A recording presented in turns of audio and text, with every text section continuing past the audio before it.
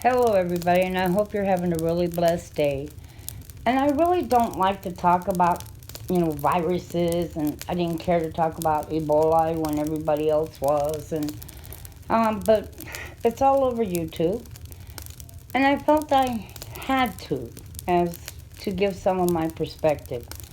And one of the reasons I don't like talking about those kind of things is because you have a lot of people that will come on YouTube and they will look for information on it and they will believe what that YouTuber is telling them. And that's what I don't like. None of us are doctors. None of us should really be giving, you know, pr- protective advice because, I've seen some that they're wearing masks and all kinds of things. And, well, if you look at China, most of China has always worn masks. They just have because their air pollution is so high there that every time you see a clip on the news or anything of China, you got hundreds and hundreds of people in masks. So I don't know that masks even do anything to help the situation. And so I leave that up to people to check with the CDC and see what it actually says about it instead of giving my opinion. Now, there's a lot of people though that'll come on here and they'll try to scare people half to death and oh, it's the end, we're gonna have some massive virus, it's gonna kill us all. I think we got enough going on without us having to be scared to death over something like this.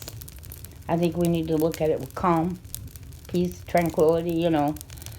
But I do remember my grandmother talking about stories about how that it was a fever, scarlet fever, and they would come out and quarantine people over it.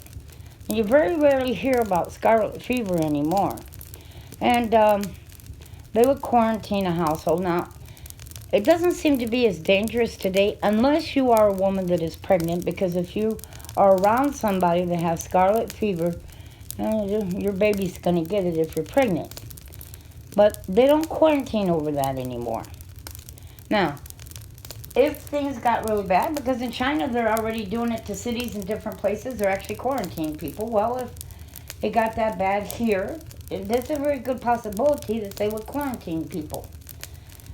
And that comes back to the same thing that I always talk about, and that is stocking and storing and making sure that you have enough on hand that if you could not leave your home, you would be okay. And that is the main thing to me. That if something like that happened and you started hearing about it a lot on our news here, we've already so far, I think they said 3 cases. Well, that's not a whole lot, but who knows how many other people those 3 have, had contact with. Now, the one of them is an elderly woman. They claim she didn't have contact with anybody. The other one, it was 42 people that they had contact with, and they're watching those 42 people, which it says to me, well, how many people did those 42 people have contact with? Now, what I do think is that all flights to and from China should be stopped, period. I don't agree with this stuff of just checking them at the airport because they said it takes 3 days before they even show the symptoms of the virus, and basically all they're checking to see is if they have a fever. Well, I don't think that's good enough. I think they really need to stop flights to and from. But I know you would have all kinds of organizations screaming people's rights are being violated and blah, blah, blah, and prejudice. People would come unglued. But I personally think for the protection of the public, it should be stopped. No flights, period. But hey, what do I know? They're not going to listen to me. Now, that's just my opinion on it.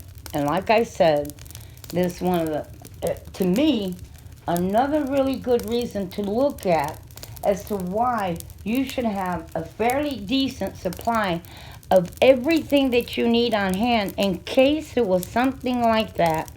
And they did decide to quarantine here. What would you do? What would you eat? What would you drink? I mean, there's people that drink things besides water. They drink soda and different things. And so these are all things that we must think about. What would we cook with? What would we... when I say what would you cook with, I mean, do you have enough cooking fats on hand? When I say drink, anytime you're going through a really bad situation, you are quarantined. You're not even going to be able to go to work. And so, do you have your favorite soda you like to drink on hand, or your favorite beverage or tea or whatever it may be? This is always important. I don't, like I said, I do not want to get into the health aspects of it because I don't know what mask would really stop that virus. Can it get in your eyes? Could it go through your eyes? Can it go through your hands? Can you touch something and catch it from it? I don't know. But if you became quarantined because it became so severe, or you became the kind of person that says, I'm not going out in public. You know, there's 30, 40, 50 cases of this, and I just don't trust this. Do you have enough at home to take care of you and your family if that situation became that dire?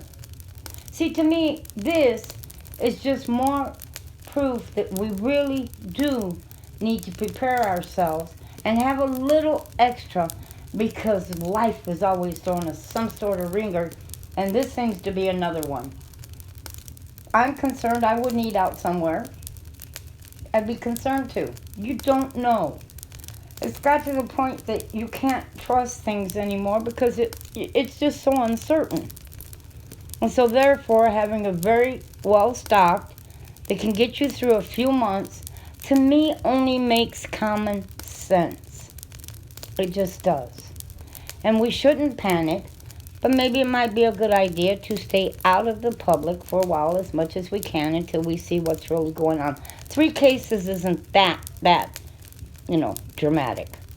But as always, I would say keep stocking and God bless and have a great day.